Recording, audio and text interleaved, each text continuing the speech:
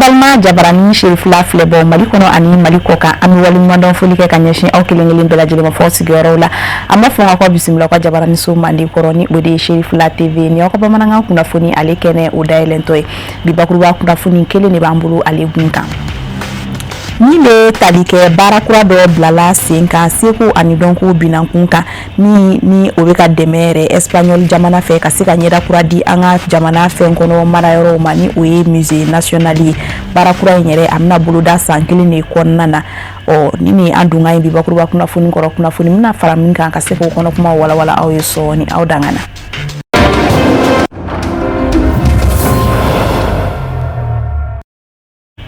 amsinga fukukura ka fonya na inafanya kulula somba kurba kuna funi alikonna na tugamina bara buludalin kura do blala singa siku ani donku ali nastraufe ni obe talike kasika nyeda kura di anga mali fenkoro marayoro basu ni oe musée national alima nuko o mako projet repenser le musée national du Mali a bara nyere amna kestra chaman fe odobe talike kasika mauka donta ukawaria keren ni ala puma nyonyo fuka tasi anga fenkoro nuni oe patrimoine culturel ulula chugu nyumo ani adoni bala jamana konnana kene nyere ni asigira ka benin kunu tarata avril kalo kilimuka ani kilin samba fulani muka ani woro atu shirialindo mamu dafefe ni ale Mali seku ani dongo ministry kene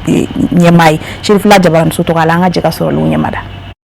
ni barakura min fleni ka blasenka abedo Mali jamana an Espagne jamana oluka bala kologirin o barake nyogonya hukumu konnarila akunde kasika nyeda kuradi anga fenkoro marayoro ni oye musée national ali ma kerenkereni ala nga bakuru bayala ni atakalaje amna ke sababu ye kasika Mali seku anindongo ka yiriwa katafe inafo apmbe korolin chugo amina nda ko na jamani barachamaye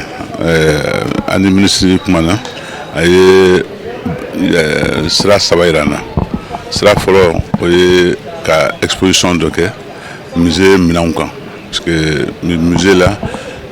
Minamu yalendo salle d'exposition na au Grand Tambolo ambe non mararo dola fama ko réserve donc minam bambolo agachani batagne donc ministre ko angambolo do minona ani artiste do pour que kaseka o yamagola et flana oye ka barake wala saka nyeda kura di musée ma on nyeda kura obso togoji ka musée la Kenya au Ténali observata strachamanka donc amnoke et aussi que ça malien ka to kana u musée là parce que avec nyamala mo tena kosobe donc amna faire que ka baroque wala ça ka yele mali do musée re tatogola pour que malien ka se kana donc au volet flaner au volet sabana au mieux au formation parce que moi na barala agasa kumani kuma akwa do forma ko donia ka parce que ni donia dans le mina be dainde bien le metaka fait donc fika baraka pour que moi kase kaire soro aka barakono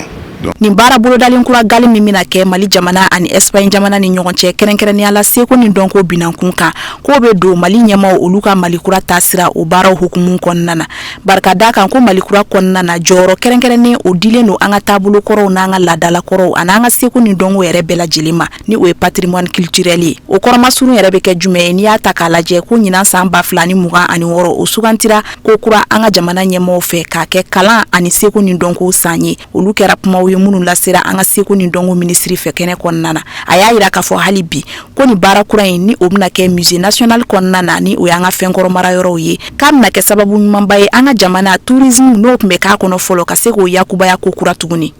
nya sandamado e anga musée a fenchama crise chama kera de la chama kera musée ko kumsumana kosobe gouvernement ga projet be ko maliden quoi pour que am se ka je ka baraka ñoo fe pour que Mali kura be se ka sigi anga siku ni domo ka chumina anya ni anga musée revitalisé musée retronté kam ni saro am go anga sigidaw ñinamaya donc ango ambena ke wale baski senga pour que musée be se ka ñinama chumina Mali musée mun ñinamaya Mali sekona dongo ani Mali dambe ani Mali tabiyaw bele do musée ngono no lakana ko do bala avec sabwe ka ke yelen kura Mali kura la donc an y'o baara daminɛ an balima espagnol olu n'an bɛ baara kɛ yɔrɔ caman na u bɛ Mali dɛmɛ baara caman na donc u n'an ka musée directeur y'u bolo di ɲɔgɔn ma pour que ka nin projet in sigi sen kan n'u an b'a wele ko ka miiri ka musée miiriya kura nati donc o bɛna kɛ an ka musée ɲɛnamali hakilina fɔlɔ ye o de lancelen ye bi ye an bɛna musée kuraya kalo fila o fila exposition baw bɛ kɛ n'i y'a jateminɛ an balimakɛ n'o ye conservateur directeur Kamaraka ale yɛrɛ ka expo ba dɔ bɛ nalen o bɛna kɛ dɔgɔkun in kɔnɔ espagnol ka festival ba dɔ fana bɛna kɛ musée bɛna kɛ yɔrɔba de komi a kun bɛ cogo min na kɔrɔlen yɔrɔ min ɲɛnɛmayalen don ni dɔnniya bɛ yan kɔrɔlenw bɛ yan hakilijigi bɛ yan kalan bɛ yan musée yɛrɛ n'i ko ko musée kalanso de don aw bɛɛ b'a dɔn jamanakuntigi y'a déclaré ko ɲinan ka kɛ kalan ni seko ni dɔnko san ye donc o b'a jira k'a fɔ musée b'o camancɛ de la musée yɔrɔ ye transmission bɛ kɛ yɔrɔ min na kalan bɛ kɛ yɔrɔ min na mais musée yɔrɔ fana min b'a jira ani diplomatie culturelle bɛ tali kɛ ɲɔgɔn na parce que a bɛ Mali yangan bɔ diɲɛ kɔnɔ o ye koba ye donc an y'a jateminɛ an ka fɛsɛfɛsɛliw la n'an ka dɔnnibaw ni musée ko sabatira a bɛ kɛ sababu ye ka kɛ yelenba ye Mali kura ma. Hakilina jiginna an b'aw ladɔnniya k'a fɔ ko nin baara bolodalen kura in ni o bɛna kɛ kɛrɛnkɛrɛnnenya la an ka fɛnkɔrɔ mara yɔrɔ n'o ye musée national kɔnɔna na baara camanw de bɛ yen nɔ minnu bolodalen don a kɔnɔ n'olu bɛ se ka kɛ nafasɔrɔ sira ye seko ni dɔnko ale tali la ɲɛ.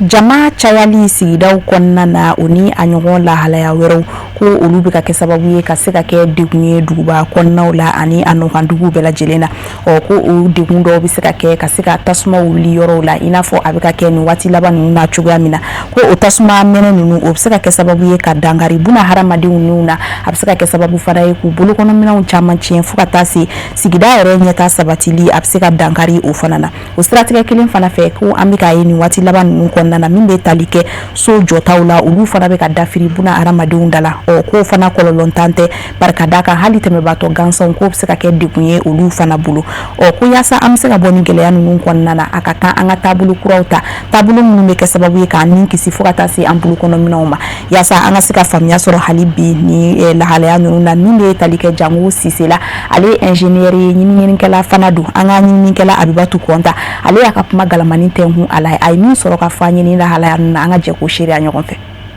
An bɛ gɛlɛya dɔ kɔnɔ bi ni o ye tasuma ani sodon gɛlɛya min bɛ mɔgɔ kan bi an bɛ se ka fɔ vraiment a bɛ mɔgɔ hamina ko bɔ ka sababu kɛ fɛn caman bɛ yen nɔ an bɛ se k'olu kunbɛn ni waleya minnu ni gouvernement ye olu fɔ sojɔ la ni mɔgɔw bɛ a bɔra sira fɛ a ka ca Ala fɛ an b'an pan nin gɛlɛya in caman kunna mais malheureusement i b'a sɔrɔ so bɛ di mɔgɔ dɔw ma u ka so jɔ minnu b'a kalan kɛ minnu b'a expérience tɛ minnu na ou bien a minɛ tɛ mɔgɔ minnu bolo ka sababu kɛ bɛɛ b'a fɔ ko i taara se mɔgɔ dɔw ma olu ka baara da ka gɛlɛn u b'a danɔgɔma ɲini avec les maçons u yɛrɛ bɛ to ka minɛn san donc étape caman bɛ yen nɔ u b'u pan bɔ kunna ka taa so jɔ alors que an minnu b'a baara kɔnɔ an y'a ɲini ka fɔ ko n'i bɛ so jɔ n'i bɛ taa papier ɲini fɔlɔ mairie la min bɛ yamaruya ka so in jɔ o bɛ ɲini jumɛn i b'a sɔrɔ i bɛ taa se nafolo min ma n ko o ma architecte o de bɛ plan dilan ni i hakilina ye o bɛ plan dilan tuma min plan bɛ taa di an ka ɲɛnɛmaya dɔw ma minnu ye baarakɛla dɔw ma minnu bɛ calcul kɛ ingénieur olu de bɛ poutre ni sɛbɛnni ninnu olu b'o bɛɛ dimensionné bon beton minnu fana kan ka k'a la ni nɛgɛ minnu kan la donc u b'o choix minnu kɛ u b'olu fana modèle ɲɛfɔ aw ye pour que a ka baara kɛ n'o ye donc ni baara kɛra n'o ye sisan donc a bɛna se jɔnni ma sisan o ye maa minnu bɛna baara kɛ waleya kɛnɛ kan n'o ye entreprise ye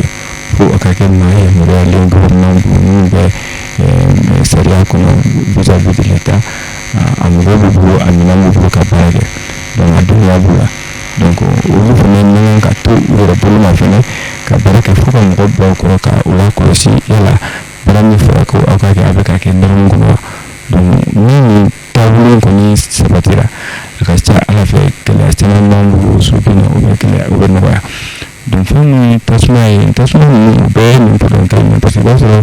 installation mania parce que kabulu min kan ka do te respecté tout comme an bɛ se ka jateminɛ fɛnɛ minnu so yɔrɔ bannen kɔfɛ mɔgɔw bɛna ka na pratique dɔ kɛ ka tasuma minɛ susufagalanw b'a la teli fɛnw b'a la voilà donc ni i bɛ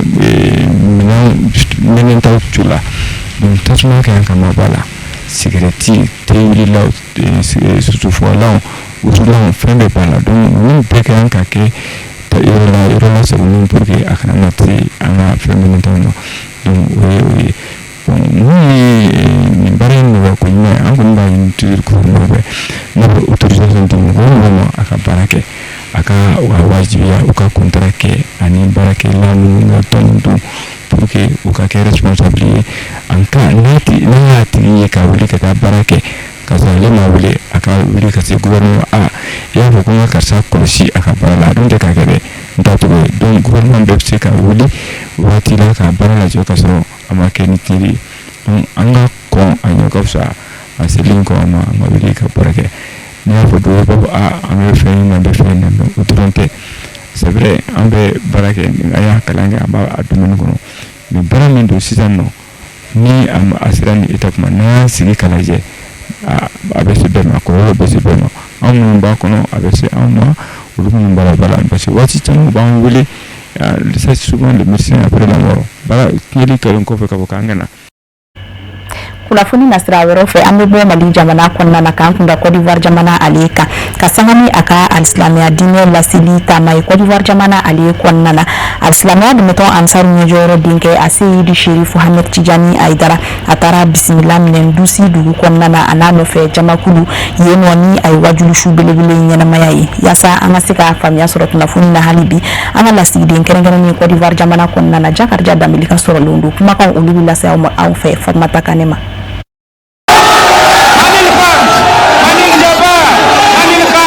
Hate nakali bana ya mami nyema dani jama sanuma inka hali nite ina da kwa fuku femba ye ni jere inke kabon noro la kakai nini bajena tige malasali feuna funange noro tigi kudu Seyidi Sherifu Ahmed Tijani Aidara nini jama inde kumabo ukumbi bali mala ngani nanyu ana jama kulu jerele tamani jilfikel no fe Côte d'Ivoire jamana kono anzigi menini ye akumbena nisonja ni wasaw kono kadaka femye Seyidi Sherifu Ahmed Tijani Aidara ayre yele bima wasa jogo ani dameni kewaliwla amake ka tiɲɛ abada ni yana ka taamadenw donni Dusi dugu kɔnɔ Côte d'Ivoire jamana kɔnɔ n'u sɛbɛkɔrɔ kunbɛnna ka wajulu kɛnɛba sanumansigi ye k'an kɛrɛnkɛrɛn karamɔgɔ den yɛrɛ ka se ka wajuru kɛ an fɛ Dusi yan dugukolo kan o siɲɛ fɔlɔ le ye nin ye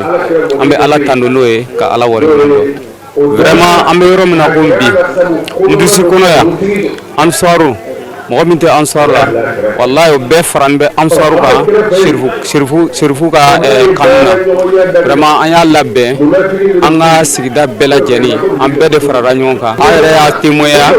an ka chrétiens tun bɛ yan an ka imamu tun bɛ yan an ka dugutigiw tun bɛ yan an ka maires tun bɛ yan an ka députés tun bɛ yan an ka fɛnw bɛɛ tun bɛ yan ne maa min ye nin jama sanuma ye Ansaru balanka Dusi dugu maaba tɛ ne ma bɔ ka ni ɲɛjɔ k'a ka kɔrɔba bɔ na ɲɛ la kanu kumaw duwawu ɲini o n'a ɲɔgɔnna caman o kanu ye fɛn min fa o tɛ fɛn jufalen ye nin ko kungo n'a ɲɛɲɛ bɛɛ lajɛlen waliɲuman segira Mali jamana kɔnɔ ya faaba kɔnɔ Sherifula duba sanuman kɔnɔ an fana karamɔgɔ Seyidi Sherifu Usman Madani Aidara alima maaba minnu nana u dama dugu waliɲumanw na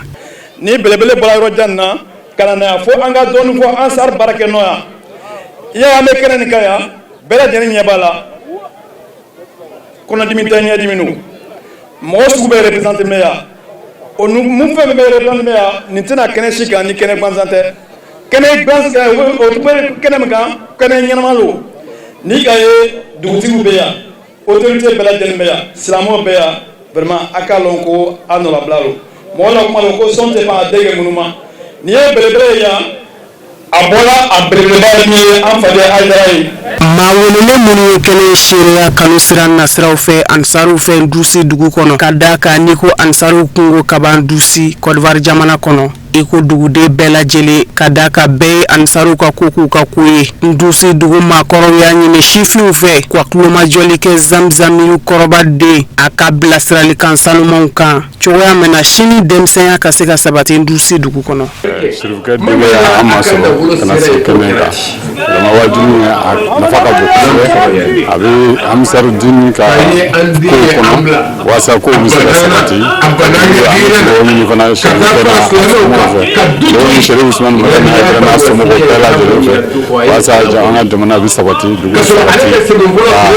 hɛrɛ ɲini jamana bɛɛ ye k'an minɛ jamana ɲɛmaa fo ka taa bila an bɛɛ la walasa an bɛɛ bɛ hɛrɛ sɔrɔ jamana kɔnɔ Ala k'o k'an ye et puis Ansaru dini dayɛlɛlen don bɛɛ ye silamɛ denmisɛnnin bɛɛ ye Ndusi ni denmisɛnnin bɛɛ sera ka don Ansaru dini na i b'a ye ko caman bɔ délégation la. Ndusi duguden ɲɛmaaw y'a jira k'a fɔ ko nin ye olu ka disigosiko n'u ka kunnawoloko ye Ansaru kungo ka jɔ a kɛnɛ kan o waleɲuman dɔn na. Ka ɲɛfɔ Sheikh Tijani Haidara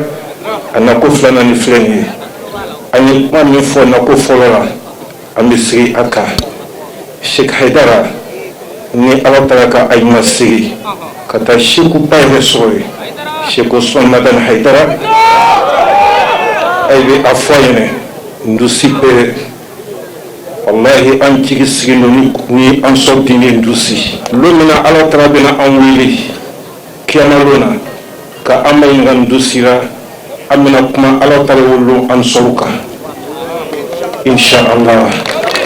suma inshallah an bɛ kuma na bi ko Zim tɔgɔ la ni Ala sɔnna ko Zim bɛ baara min na Ndusi an bɛna fɔ Ala taara ye sini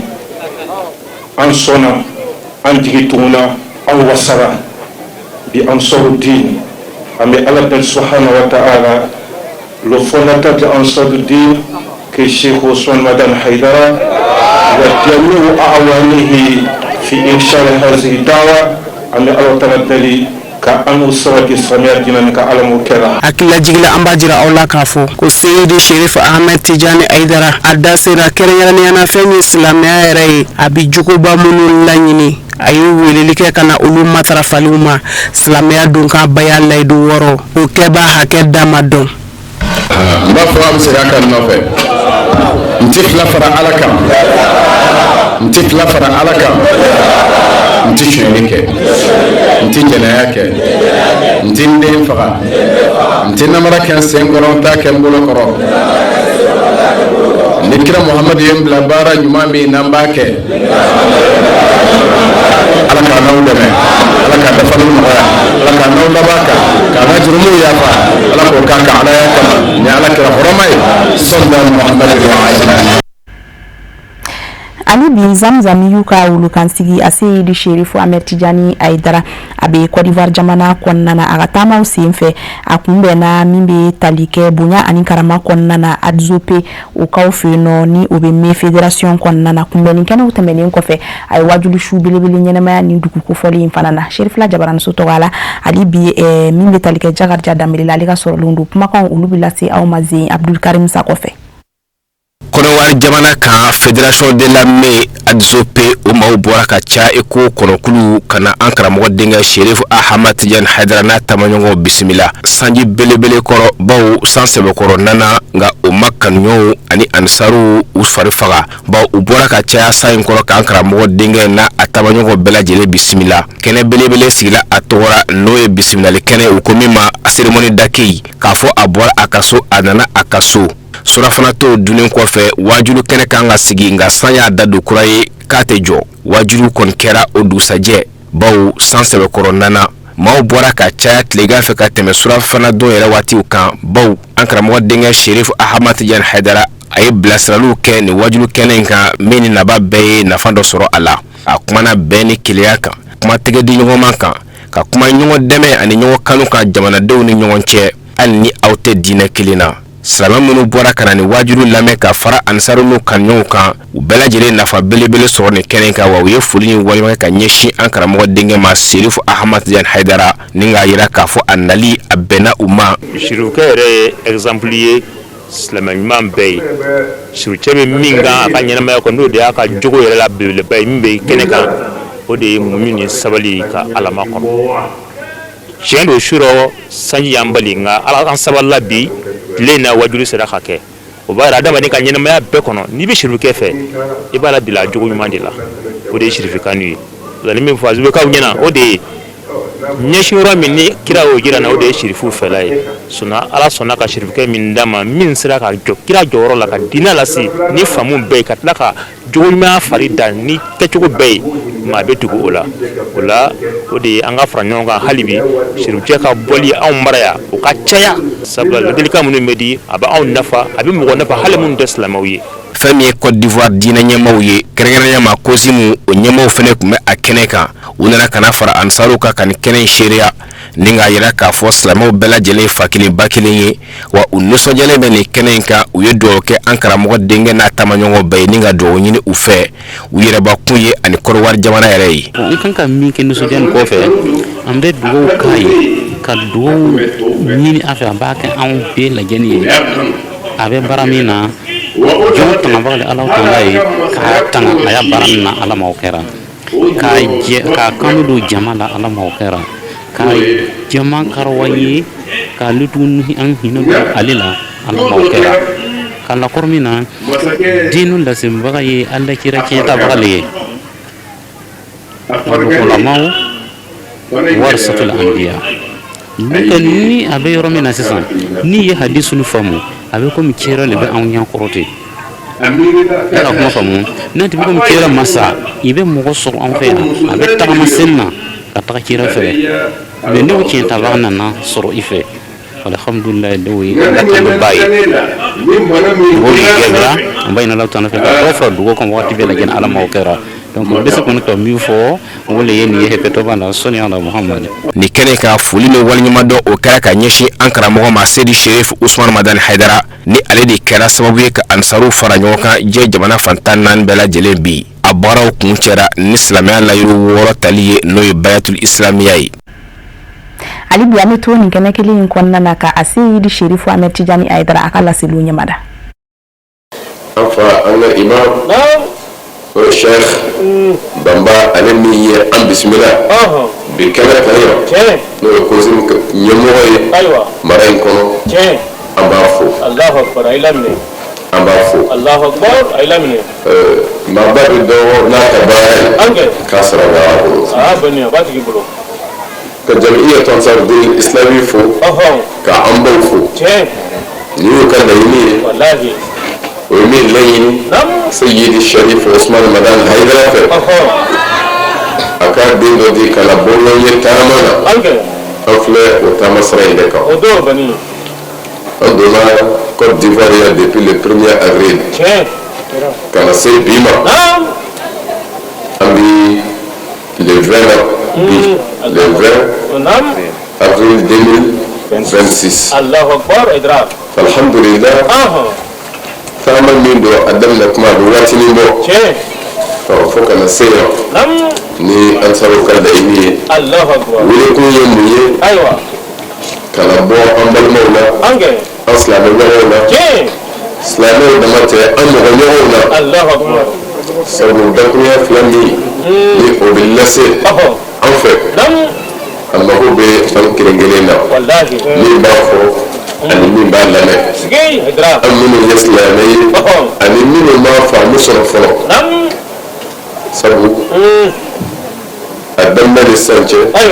i b'a fɔ mɔgɔ wɛrɛw n'o ye diinɛ wɛrɛ mɔgɔ ye olu nana ka tuubi ka kɛ silamɛ ye nin taama in sen fɛ o kɔrɔ an wulikun ye bɛɛ kama ye. An b'an to Côte d'Ivoire jamana kɔnɔ k'an kun da diɲɛ fan wɛrɛ kunnafoniyaw kan min bɛna lase aw ma karamɔgɔ Musa Fɔnba fɛ.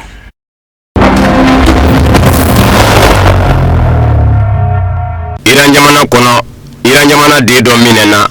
min sɛgɛsɛgɛra k'a jɔ a la k'a fɔ a tun bɛ jɛla ni Iran jamana jugu ye Bani Israila jamana lakanajɛkulu kɛrɛnkɛrɛnnen min ɲɛsin bɛ kunnafoni ɲini mɔ Bani Israila tɔgɔla jamanaw kunga n'o ye Mosadi a ka kiriw sigilen senga Iran jamana sanfɛ kiri bulonba Cour suprême na n'a jɔra a la maa in ka donna juru la ni ka losa ni dugujɛ k'a fa Mahadi Farid i n'a fɔ a yɛrɛw ɲɛ bɛ a jala cogo min jaki o jɔra la k'a fɔ bani Israelakaw ka lakana jakulu kɛrɛnkɛrɛnnen min ɲɛsinbɛ kunnafoni ɲini mo dibidibinin dibila jamanaw ka k'u kɛlɛ n'o ye Musa di ye ka n'o kun bɛ jɛ la a faso kama n'o ye Iran ye. Mahdi Farida Iran jamanaden Iran jamana kɔnɔ a kun bɛ jɛkulu dɔ de bolo fara ɲɛmaaya la surasi jɛkulu tɛ nka jateminɛ jɛkulu do lakana nasira fɛ ka Iran jamana kisi balanangow mɔ minnu bɛ se ka kɛ farati ye Iran jamana mɔ. Jɛkulu in jɔyɔrɔ ka bɔ Iran jamana maa ɲɛmɔgɔw bolo. A ye kuma ɲɔgɔnya de do ani bani Israɛla lakana jɛkulu kɛrɛnkɛrɛnnen jɛ kunnafoniko nasira fɛ n'o ye Musa di ye. O kuma ɲɔgɔnya fɛnɛ kɛra ni bɔlɔlɔ nasiraw de ye. Tuma min na ni ani bani Israɛla lakanako maa ɲɛma dɔ ye ɲɔgɔn sɔrɔ lakana jɛkulu kɛrɛnkɛrɛnnen in kɔnɔ n'o ye Musa di ye. Laɲiniw minnu bɛ o la bani Israɛla tɔgɔ la o y'o da tulo kan n'a bɛ se k'u k'a ye n'o ye faso janfali ye a sɔnna fana. Iran jamana sɛgɛsɛgɛlikɛlaw y'a jira k'a fɔ sɛgɛsɛgɛli senfɛ man yɛrɛ ni o ye Mahdi Faridi a jɔngwala jɔra la k'a fɔ ani minnu kun bɛ kuma ɲɔgɔnya in na bani Israɛla lakana jɛkulu kɛrɛnkɛrɛnnen kɔnɔ k'a n'u kun bɛ ɲɔgɔn dɔn ka ban. U ye kumaw minnu falen ɲɔgɔn na n'o ye k'a fɔ bani Israɛla lakana jɛkulu a mago bɛ kunnafoni dɔw la Iran jamana kan n'a bɛ se k'olu lase u ma. Mahdi Faridi ye a jira k'a fɔ a y'a namu minɛ bani Israɛla lakana jɛkulu kɛrɛnkɛrɛnnen maa ɲɛmɔgɔw bolo. Kunnafoniw minnu kun do a yɛrɛ bɛ jɛkulu min bolo fara ɲɛmaaya la n'a ɲɛsin bɛ Iran jamanadenw ka lakanako ma n'a bɛ se ka ɲɛfɔli kɛ u ye jɛkulu in sigi cogo kunga ani jɛkulu in ɲɛmaw maa hakɛ minnu do u tɔgɔw n'u jamuw n'u ka cogoyaw bɛɛ lajɛlen ka di u ma. O tɛmɛnen kɔ jɛkulu in yɛrɛ mansi kɔnɔ ni o ye ordinateur ye kunnafoniw bɛ taa lasago yɔrɔ min a maa kelen kelen bɛɛ lajɛlen kunga n'o ye données personnelles ye ko k'o bɛɛ lajɛlen di u ma. Maa in y'a jira k'a fɔ a y'u bɛɛ lajɛlen di bani Israɛla lakana jɛkulu kɛrɛnkɛrɛnnen maa ɲɛmɔgɔw ma. Ko ale yɛrɛ y'a lajɛ k'i den cogo bɛɛ la k'a bi don mansiw kɔnɔ siɲɛ fila ka kunnafoniw lase bani Israɛla ma nka dɛsɛra kuma dɔw k'a sabu kɛ labɛn fɛnɛ kɛn bɛ mansi na min bɛ se k'a to kunnafoni bɛ kunnafoni na o tɛ se ka sɔrɔ i fɛ a yɔrɔw bi suwa walasa o ka dayɛlɛ fɔ a suwala ka dɔ i fɛ n'o ye kɔdi ye. Ko bani Israɛla lakana jɛkulu kɛrɛnkɛrɛnnen Musa di sɔrɔla k'a lajɛ ka minan di a ma ni o ye disque dur ye a bɛ se k'o don mansi na n'o kɛra mansi labaarabaw b'a dɔn u k'a ma ko virus n'o ye mansi sɔrɔ a b'a ferekete yɛlɛma labɛn o labɛn bɛ mansi na n'o bɛ maa wɛrɛ bali ka don o labɛn bɛɛ lajɛlen bi tiɲɛ k'a sɔrɔla k'o de baratu mansi na ni ka kunnafoni ninnu lase bani Israɛla lakana jɛkulu kɛrɛnkɛrɛnnen Musa di ma. K'u ye nafolo min jɔ ale ye nafolo ninnu dira sira caman fɛ a nafolo ninnu caman kun ye dolari wariw ye na kun bɛ kɛ ni a ye siraw kan Iran jamana maa ɲɛmaaw kun tɛ bɔ siraw minnu kalama. Maa in kɔni k'a donna juru la ni ka dulon sanni dugu cɛ. Iran jamana kunnafonidiso agence de presse Tasnim a ko a ye kunnafoniw minnu sɔrɔ Iran ni Ameriki cɛ sigi kunga min bɔra a ma Islamabad Pakistan dugu bala ka bɛn ni araba avril kalo tile 22 in ye. O ye k'a fɔ Iran jamana maa ɲɛmaaw yɛrɛ de ma sɔn ka ye sigi ka fɔ kɛnɛ kan o ni Ameriki jamana cɛ ko kabini ntɛnɛn ni tarata Iran jamana maa ɲɛmaaw ye Pakistan maa ɲɛmaaw ladɔnniya olu minnu ye sonani donbaw ye k'a fɔ anw na ye sigirɔ ani Ameriki jamana cɛ nin sen ka sabu kɛ kun caman ye. Iran jamana maa ɲɛmaaw y'a jira k'a fɔ u m'u ta kun dɔn Pakistan faaba la Islamabad sigila u ni Ameriki jamana cɛ ka sabu kɛ a tɛna bange foyi la ɲuman na. Iran jamana kunnafonidiso Tasnim ko Iran jamana maa ɲɛmaaw ka yebaliya Pakistan duguba la Islamabad ka sigi ni Ameriki jamana cidenw ye o ye k'a fɔ don min na mugu mankan bi da Iran jamana ni Ameriki jamana cɛ ni Pakistan maa ɲɛmaaw ka surunandi don ye bɛn kɛra ka di k'a fɔ mankan bannen fɛɛrɛ tanw minnu bi dajira aw la n'a sɔnn'o ma an bɛ t'an sigi o de kan ka kuma o de kan ko Iran jamana sɔnna o ma wa Ameriki jamana fɛnɛ sɔnna o ma nka sigi nanen daminɛ Iran jamana ni Ameriki cɛ Pakistan duguba la Islamabad Iran jamana maa ɲɛmaaw nana ye k'a fɔ Ameriki jamana maa ɲɛmaaw m'u ka dalakan bɔ a sira fɛ a ye dalakan o dalakan da mankan bannen fɛɛrɛ dajiralen da kɔnɔ ayu sɔsɔli daminɛ ka sigi ka fɔ yɛrɛ to senna a fɔra ko mugu manga ka da ni mugu manga ma ɲɛ da kɔ a ti dan Amérique jamana ni Iran jɛ dama mɔ Iran jamana dɛmɛɲɔgɔn n'o ye Liban ye Hezbollah ka taa se Yemen ni Houthis mɔ ani Iraki dugukolo ka shiyaw minnu bɛ yen mugu manga ka da olu fɛnɛ ni Amérique cɛ ko nka Liban jamana kɔnɔ Hezbollah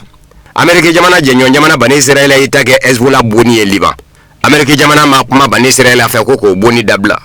o kɛra gwɛlɛya dɔ ye sigi ka fɔ yɛrɛ kɛnɛ kan Islamabad Pakistan duguba la o tɛmɛnen kɔ Iran ma ɲɛmɔgɔ ka fɔ la kabini sigi ka fɔ don fɔlɔ Amérique jamana manga bani fɛrɛtɛnw minnu kun da jira la ni sɔnkun kɛra o ma fan filaw fɛ a ma ɲɛmɔgɔw bɔra o kɔnɔ ni ka taa laɲini wɛrɛw da jira Iran jamana na laɲini minnu tɛ se ka waleya Iran jamana fɛ o kɔrɔ ye kɔmɔna ka min ka jɛgɛ ma tila o k'a kan o yɛrɛ kɛra sigi ka fɔ yɛrɛ sariya dɔ sɔsɔlen ye Amérique jamana fɛ ni ka sigi ka fɔ bali ka sira sɔrɔ Iran jamana ma ɲɛmɔgɔw ko Donald Trump n'a ka fanga dɛsɛlen ka Iran jamana kɛ a sago ye tile 40 gɛlɛn in nɔ a tun b'a fɛ ka maloya dɔ de bɔ a yɛrɛ la ni nin sigi ka fɔ in kolokololi ye i dɛsɛra ka jamana min don i dɔngɔ da fɛ jagoya ni bɛ kulubali la i ka laban ka sigi ka fɔ ɲini o fɛ o nanen sɔn sigi ka fɔ mɔ ka sigi n'i ye ka laban k'i bɛn'o jagoya k'o dɔn i dɔngɔ da fɛ sigi ka fɔ kɛnɛ kan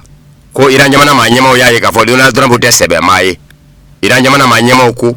tile damadɔ sigi ka fɔ kunjɛlen Pakistan duguba la Islamabad Amérique jamana ɲɛmaaw sɔrɔla sa k'a kɛ i n'a fɔ u bɛ kuma Bani Israël fɛ k'a ka Hezbollah bundeli dabila Liban jamana kɔnɔ ko nka ko Amérique jamana m'o fɔ a kunfɛ dɛ Iran jamana de y'a jira k'a fɔ ni Bani Israël ma mugu manga da ani Hezbollah cɛ Iran jamana na tɛmɛ n'a ka mugu fili ye Bani Israël kan ko ŋaniya ɲumanya kun bɛ Iran jamana na sigi ka fɔ yen nɔ o kɔrɔmasuru ye min ye Iran jamana ministre min ɲɛsin bɛ Iran ni jamana wɛrɛ ni ɲɔgɔn cɛ ko ɲɛɲɛnabɔw ma Abbas Araghchi o kun y'a jira k'a fɔ détonateur Mose ko a jibolo min kun dadugura Iran jamana fɛ tajidoni nguruw ɲɛ k'a bɛ dayɛlɛ k'a sabu kɛ sigi ka fɔ in kun ti kɛ min kɔ u ni ɲɔgɔn cɛ n'o kun da jira la ɲɔgɔn na o kun bɛrɛ o kumana Iran jamana ye o dala k'a bɔ a sira fɛ ni détonateur Mose ko a jibolo labilali ye ko nka ko mɔgɔ bɛ taa bala min na Amérique jamana ɲɛmɔgɔ y'a kɛ i n'a fɔ kɛlɛ bannen man di u ye ka t'u kan nka détonateur Mose ko a jibolo ni sanjɛ ko kurun foyi tɛ tɛmɛ u la ka na Iran jamana dangandaw la wa kurun foyi tɛ bɔ Iran jamana danganda la ka taa tɛmɛ u la ko nin bɛɛ lajɛlen b'a jira Iran na k'a fɔ Donald Trump tɛ maa ye maa kan ka t'i ka kuma tiɲɛ maa min nɔ ko sigi k'a fɔ ko dan b'a yɛrɛ ye Iran jamana kunnafonidiso agence de presse Tasnim a ko tarata Donald Trump k'i yɛrɛ sɔrɔ bɔlɔlɔ ka a kelen ka sin ka jira diɲɛma na k'a fɔ mugu manga dali min kun bɛ sen nɔ dɔgɔkun fila n'a bɛ kunjɛ ka bɛn ni araba avril kalo tile 22 ye k'a ye dɔ fara a kundala kan ko wa ko bankuma tɛ mugu manga dali yɛrɛ la bilen ani Iran jamana cɛ ko bawo ko Pakistan surunani domaw de y'o ɲini a fɛ ko Iran jamana bɛ se ka kɔrɔ dɔ di a mɔ Iran jamana kunnafonidiso Tasnim ko a kɛlen ka dasumusumuniw kɛ fanw fɛ kɛlɛko ɲɛdɔma ŋanaw fa fɛ Donald Trump ka ko t'a yɛrɛ tona ka mugu manga da ani Iran jɛ ka sɔrɔ Iran jamana m'a ɲini a bolo Iran jamana ka ban ka taa sigi ka fɔ fɛnɛ kɛnɛ kan ka bɛn ni mugu manga da ko fɔlɔ kunjɛli ye ko kɔrɔ bɛ la kɔrɔ fɔlɔ Amérique jamana ɲɛma Donald Trump kɛ n'a kɛ k'a ye k'a fɔ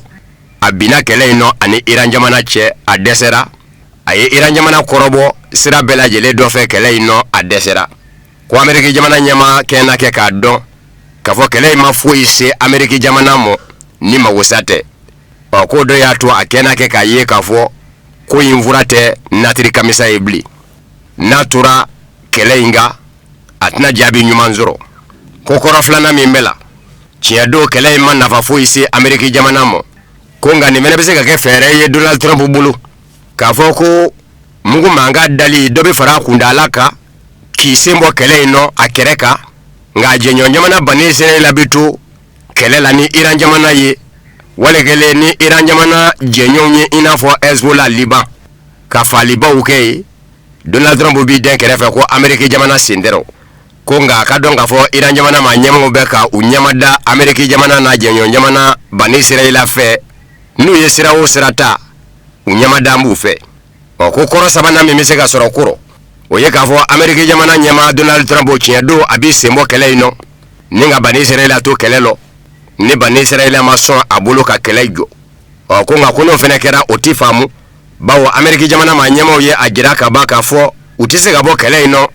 ka bani Israila to arɔ ko kɔrɔ naani na min bɛ se ka di Donald Trump ka segin kɔ mɔ o ye k'a fɔ a bɛ k'i kan ka ni min kɛ Deutéronome Mose ko a jibolo ni sanjɛ tajidoni nguruw ɲɛ o b'a jira Iran jamana ma ɲɛmaw la k'a fɔ a ye mugu mankan da nga halibi a kɛmɛ ka kɛlɛfari da wa ko ka ko to cogo rɔ ko Iran jamana fɛnɛ tɛna sɔn Deutéronome Mose ko a jibolo da yɛlɛli mɔ a datugulen na to fo ka taa fɔ min kɛra wa ni Iran jamana yɛrɛ nana ye k'a fɔ a kan ka ne bɛ Deutéronome Mose ko a jibolo ni sanjɛ u ɲɛ ko a tɛ wuli ɲɛjugu ɲɛɲuman Iran jamana kan ka fɛɛrɛ min kɛ k'a lawuli ko Iran jamana ni lajɛ o la Iran jamana kunnafoni di so tasnim ko kɔrɔ duurunan min bɛ se ka ye Donald Trump ka segin kɔrɔ o ye k'a fɔ Ameriki jamana ɲɛma Donald Trump a b'a fɛ ni a ka jikansira tigɛ in ye Deutéronome Mose ko a jibolo ɲɛfɛ ka Iran jamana sɔrɔ sigi a sensabara kɔnɔ fɛn bɛɛ lajɛlen ka tigɛ Iran jamana na fo Iran jamana denw ka laban ka wuli Iran jamana fanga nɔfɛ ko Donald Trump fili bɛ a ka jatew la k'a b'a kɔnɔ k'a fɔ sango tile 10 la kɛlɛ min kɛra bani Israila ni Iran cɛ ko ni kuma in kɛlɛ bɛɛ ye jate kelen ye k'u cɛ ka jan ko tile 10 la kɛlɛ min kɛra Iran ni bani Israila cɛ Deutéronome Mose ko a jibolo kuma tigɛ Iran jamana fɛ wa ni Ameriki jamana y'i ni da Iran jamana kan k'a tɛ ɲɛ a kɔ a ka dɔn k'a fɔ Deutéronome Mose ko a jibolo datugulen bi to OTAN kɛlɛbolo ka sira tɛ Ukraine jamana denw na OTAN kɛlɛbolo mago b'a yɛrɛkun de la a bɛ ka Ukraine jamana kɛ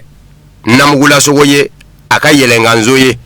nin ye Turki jamana kunnafonidila dɔ de ka kuma ye ko Orkun Görtürk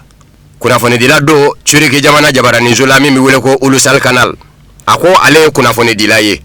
ale ye kunnafoni ɲinina ye nka tiɲɛ yɛrɛ ye min ye n'a fɔli ka kunna o ye k'a fɔ olu yɛrɛ ka jamana min ye Turki ye o k'i yɛrɛ sɔrɔ OTAN tɔn jamana yala o de ye maa tɔɔrɔ ko ye a ko n'o tɛ ko OTAN kɛlɛbolo y'a jira a tɔn jamanaw bɛɛ lajɛlen la k'a fɔ a ka sira tɛ u la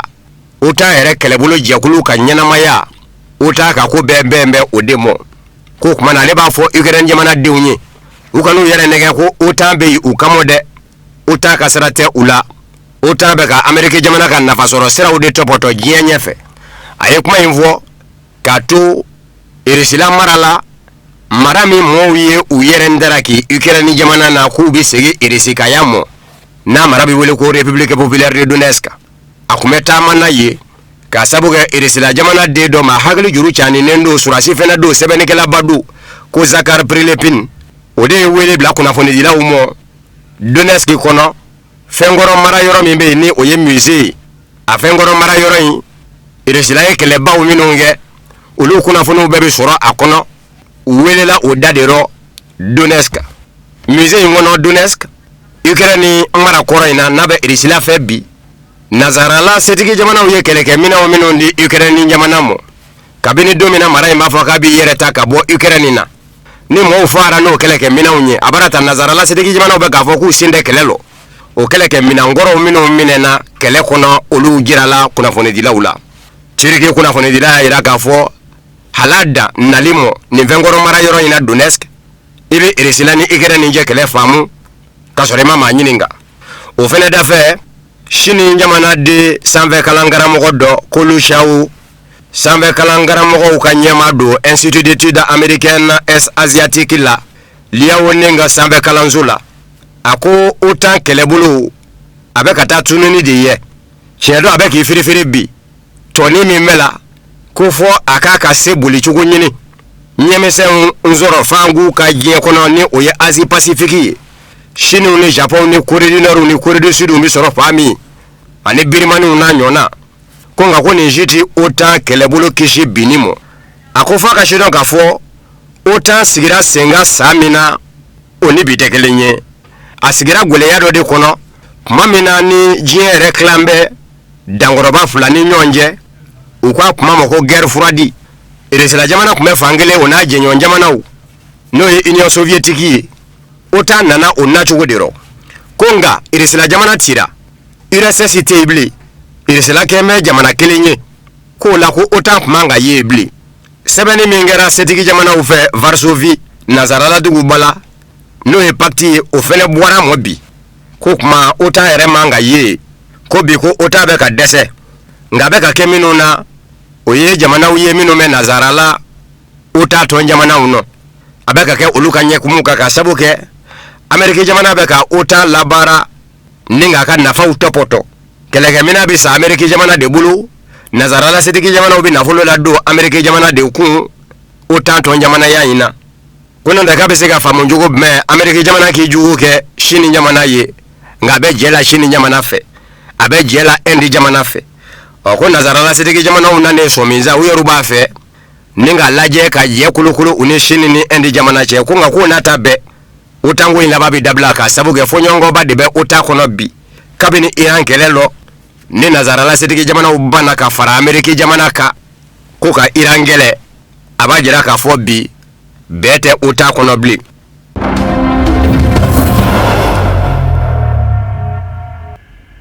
ni ne fana bɛ dansigi kɛ bi bamanankan kunnafoni sɔrɔlenw na minnu sera ka labɛn kunnafonidiso ɲuman suga yamaruya kɔnɔ ka bɛn ni nisanga kofɔli in ye ka se ka o ta k'o da aw tulo kan an bɛ segin ko kura k'aw fo aw ka tulomajɔ a n'aw ka ɲɛmadali la n'ala ma basi k'an na n'a ye diɲɛ kuma wɛrɛw yira an na aw ni ne an bɛ ɲɔgɔn sɔrɔ nin kɛnɛ kelen in kan nin waati kelen in na yan'olu cɛ aw kan bɛn ala ka su yɛrɛ d'an bɛɛ lajɛlen ma.